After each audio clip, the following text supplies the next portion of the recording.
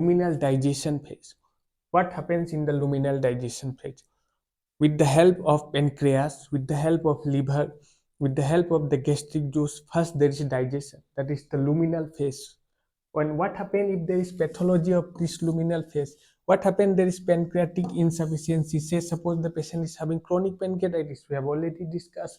If the patient is having cystic fibrosis, will there be pancreatic enzyme release? Will there be pancreatic lipase, pancreatic amylase? Will there be proteases? Will there be any fat absorption in the body? Will there be any protein absorption in the body? No, because of pancreatic insufficiency. We have already discussed if there is problem in the luminal digestion phase, either because there is problem in the pancreas, either because there is problem in the liver, which is causing bile salt deficiency. Say suppose the patient is having primary biliary cholangitis, which reduces the secretion of the conjugated bile acid, preventing micelle formation. So cirrhosis, chronic liver disease, hepatobiliary disease, primary biliary cholangitis, no bile, no fat absorption. The patient will have disorder of the which phase? Disorder of the luminal digestion phase. And what if there is inadequate mixing because of gastric resection? Say suppose there is gastric resection because of gastric cancer, the surgeon has removed the part of the stomach. If there is surgeon has removed the part of the stomach or removed the part of the intestine, what will happen here? So surgeries like Roe and Y surgery, Billroth 2 surgery, the food from the esophagus will directly reach the jejunum or directly reach the later part of the duodenum. So there will be not enough time with the pancreatic juice, not enough time with the bile salt for the food to act. So there will be malabsorption. So where is the problem? Again, the problem is in the luminal phase. So remember, problem in the luminal phase is there is problem in the pancreas, there is problem in the liver, there is problem with surgery, or there is resection of some amount of gastrointestinal tract, which will cause all these symptoms of malabsorption.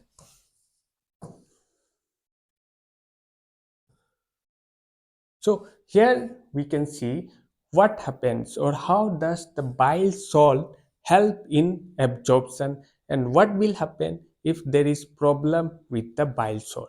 It is important to understand that the bile salt is produced in the liver. The bile salt is produced in the liver. What amount? Around 0.5 gram of bile salt per day is produced in the liver. Then this bile salt through common bile duct, hepatic duct, and common bile duct enters the duodenum, where in the duodenum it helps in fat absorption by forming micelles. It helps in fat absorption by forming micelles. So this bile salt, cholic acid, and quinodeoxycholic acid, this bile salt or the conjugated bile salt, we know the liver conjugate the bile, and the conjugated bile salt are cholic acid and quinodeoxycholic acid, which enter the duodenum. So this conjugated bile salt helps in fat absorption. It will absorb the fat by forming micelles. It will absorb the fat by forming micelles, and the fat will be absorbed, and the remaining bile salt which is left after acting on the fat will be again reabsorbed in the ileum. So ileum will reabsorb this extra bile which is coming here after absorbing the fat. This again the bile will be reabsorbed in the ileum, and from the ileum again it will reach the portal vein and again go back to the liver. Again go back to the liver. So this is known as the enterohepatic circulation of bile. So what is the enterohepatic circulation of bile? So 0.5 gram of bile per day is produced in the body, and some amount of bile are still being not released or not absorbed by the ileum, that will reach the colon and will be excreted after deconjugation. So the colonic bacteria will deconjugate this conjugated bile, cholic acid and quinodeoxycholic acid will be deconjugated to lithocholic acid and deoxycholic acid and will be excreted from the colon as lithocholic acid and deoxycholic acid. So what amount of bile per day is being excreted from our body? It is again 0.5 gram. It is again 0.5 gram. So 0.5 gram per day is produced, 0.5 gram per day is excreted. This maintain the total bile pool in our body. Total bile pool in our body is around 4 gram. Is around 4 gram.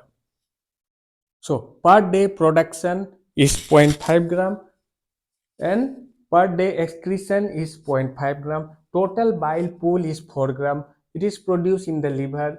It goes into the duodenum. It absorbs the fat by forming micelles. Whatever extra bile is reabsorbed from the ileum goes back into the portal vein, again to the liver. Some amount is excreted after deconjugation. Deconjugated products are deoxycholic acid and lithocholic acid, which is excreted. So let's say there is some problem in this ileum. There is some problem in this ileum. That ileum is now not able to absorb this bile, not able to absorb this bile, not helping in enterohepatic circulation. What problem can occur in ileum? There are some ileal disease. Say suppose the patient is having TB. TB commonly involves the ileum. The patient is having Crohn's disease. Crohn's disease involves the ileum. The patient is having ileal resection because of some pathology. The surgeon has resected the ileum. There is resection and remove some part of the ileum. Any pathology of the ileum, this enterohepatic circulation of the bile will be disrupted. So the patient can either have, if there is any pathology to the ileum, the patient can either have bile acid diarrhea or patient can either have fatty acid diarrhea. So on what factor it will depend that the patient is having bile acid diarrhea or fatty acid diarrhea. Problem is here, same in the ileum, but the patient can have bile acid diarrhea or fatty acid diarrhea. So on what factor it will depend that the patient is having bile acid diarrhea or fatty acid diarrhea? It will depend upon the extent of the disease. Let's say the ileal resection or ileal pathology is less than 100 centimeter. So ileum is a long structure. But if only less than 100 centimeter part of the ileum is involved, the patient will have bile acid diarrhea. And if more than 100 centimeter of the ileum part is involved because of either TB, Crohn's disease or resection, the patient will have fatty acid diarrhea. Why? Why only less than 100 centimeter will produce bile acid diarrhea and more than 100 centimeter will produce fatty acid diarrhea? Because if only less than 100 centimeter is involved, less than 100 centimeter is involved, only some part is involved, less than 100 centimeter is involved, only some part is involved, the some part will not be able to absorb bile, but rest of the part is absorbing normally. Only some part is not absorbing, that is less than 100 meter. So some part which is not absorbing the bile, for that the liver can produce extra bile or the liver can compensate. Liver can compensate and produce extra bile for the part which is not absorbing the bile.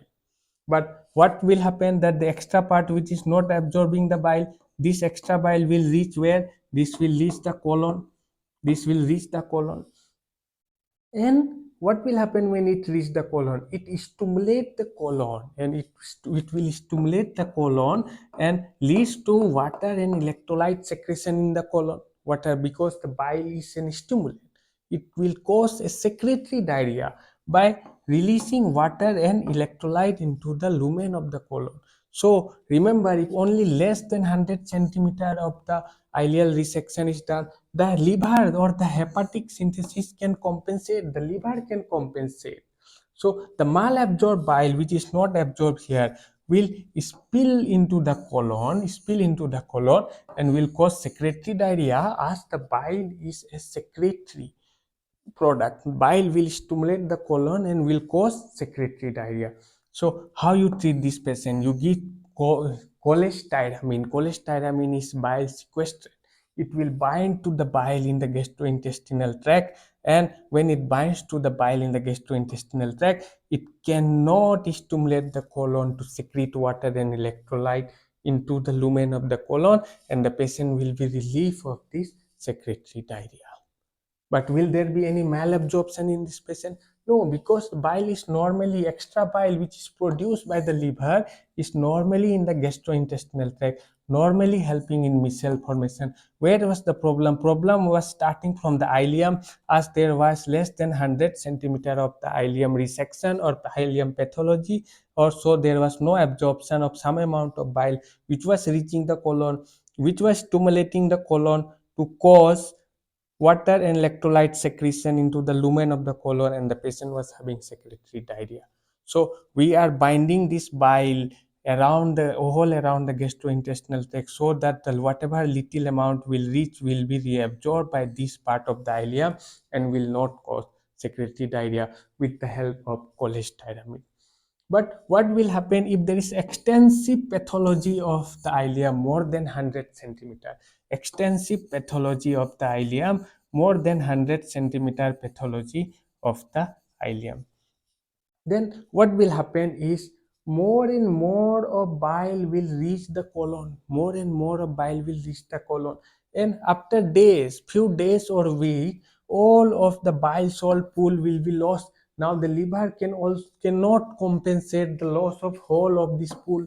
The liver cannot compensate so there is no total bile pool left in the enterohepatic circulation, as because of pathology of the more part of the ileum, more than 100 centimeter part of the ileum. The enterohepatic circulation is now compromised, and the hepatic synthesis or the hepatic compensation is also compromised. Now, what will happen? There is loss of bile pool. So, what will happen is that the micelle will not be formed, the fat absorption will be impaired. The fat absorption will be impaired.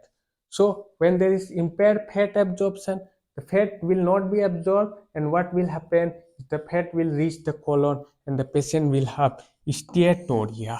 Steatorrhea, not secretory diarrhea, but this time steatorrhea, as because total bile pool is lost. So what, how you treat this patient? You requires a low fat diet. The patient will have to take a low fat diet or medium chain triglyceride.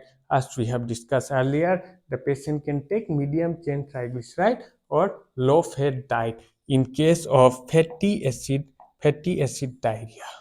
So remember, ileal pathology. Ileal pathology is key mechanism to cause problem in the bile acid, and the patient can have either bile acid diarrhea or fatty acid diarrhea, bile acid diarrhea or fatty acid diarrhea.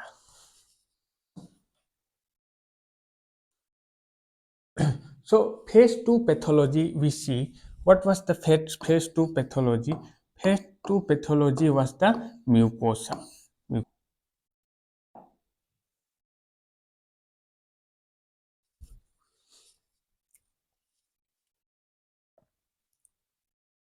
So now discussing about the phase 2 pathology. What was the phase 2 pathology? Phase 2 pathology was mucosa.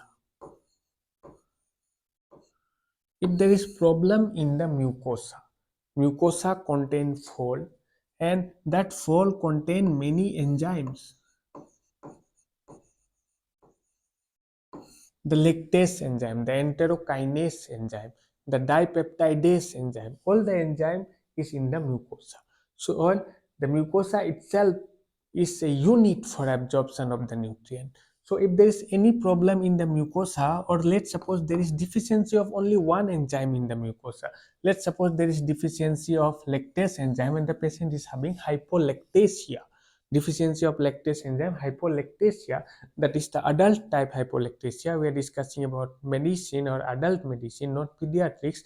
So the patient may have adult type hypolactasia, and that is the enzyme deficiency, which when the patient become adult, it will manifest because of absence of this allele, that is the LCT allele, because of absence of this allele. So the undigested lactose create an osmotic pool, as we have discussed earlier, and this lactose will not be absorbed, create an osmotic pool, and the patient will have osmotic diarrhea, as we have discussed. This lactose will reach the colon, and the bacteria from the colon will ferment this lactose into gas, the H2CO2 methane and short chain fatty acid.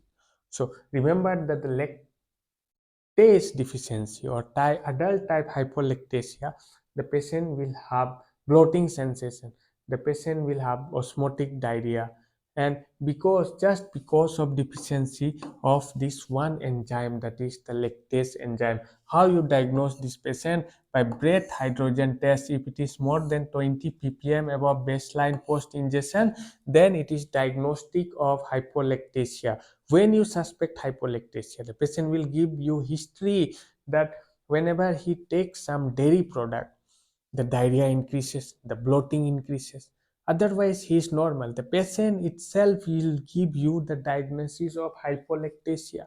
From history itself, you can diagnose hypolactasia and confirm using breath hydrogen test. Confirm use. What is the treatment of this hypolactasia? You have to do nothing. The patient has to do nothing. Just he or she has to stop dairy product, or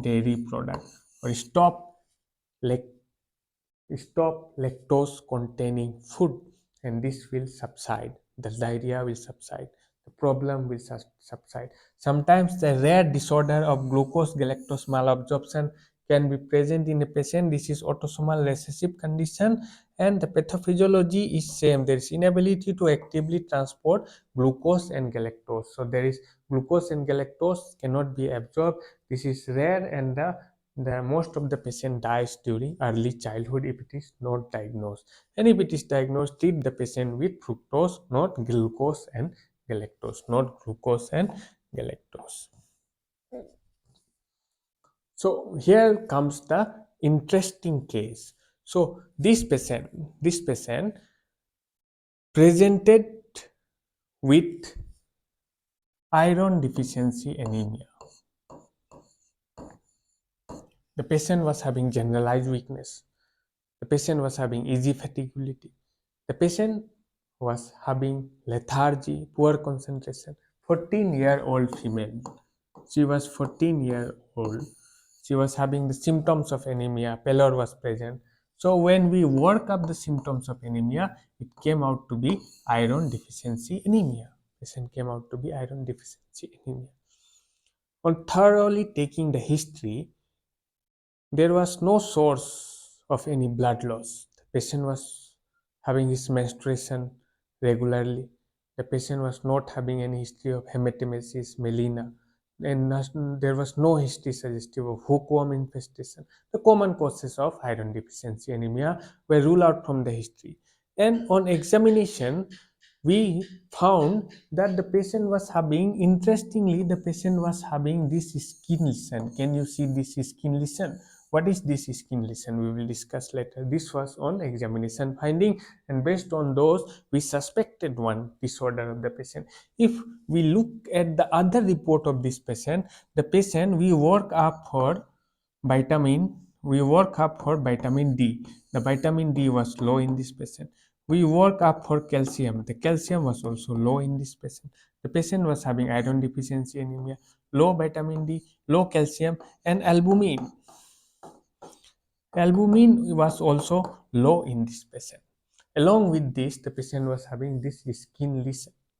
It suggests that there is problem in the malabsorption, or there is problem in the absorption. There is some malabsorptive pathology which is leading to vitamin D deficiency, calcium, because there is no vitamin D. The albumin is also low. There is also deficiency of, or also there is low iron, because iron absorption is also impaired in this patient. Along with this classical skin lesion that is known as dermatitis herpetiformis. This is dermatitis herpetiformis is classical for celiac disease. This is classical for celiac disease, and we diagnose this patient to have celiac disease. And what is the celiac disease? If you recall, where is the problem? Problem is again into the mucosal phase. What happened, or when you suspect such disorder, or how does the patient of celiac disease can present to you? Celiac disease can present to you with only iron deficiency anemia. No vitamin D deficiency, no calcium, no albumin low, nothing, but just only iron deficiency anemia. If the celiac disease pathology is only localized to the duodenum, only localized to duodenum, the patient can present to you with only iron deficiency anemia. Usually a young adult or adolescent patient having only iron deficiency anemia. So when you think of iron deficiency anemia, so iron has a pool in our body. Iron is a constant in our body, especially male patients. Iron is a constant. Female, the iron is recycling the menstrual phase, the reproductive phase. Usually the iron is recycling. But when you talk of a male patient, iron or the iron stores are constant. There is no way to lose iron in male patient if the patient is not having any pathology. So if you take a proper history in iron deficiency anemia, then you can find the where from where this iron is being lost. It can lost through GI tract. If the patient is having blood somewhere, bleeding in the gastrointestinal tract, hematemesis, melena, stool focal blood, if all those are negative, where is the way the iron can be lost in our body?